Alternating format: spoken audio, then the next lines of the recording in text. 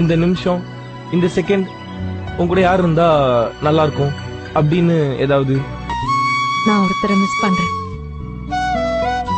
என் லைஃப்ல அவரு என் கூடவே இருக்கணும்லாம் நான் எதிர்பார்க்கல. ஆனா அவர் என் கண்ணு முன்னாடி அப்பப்போ வந்தா போதும். He is my all time favorite hero.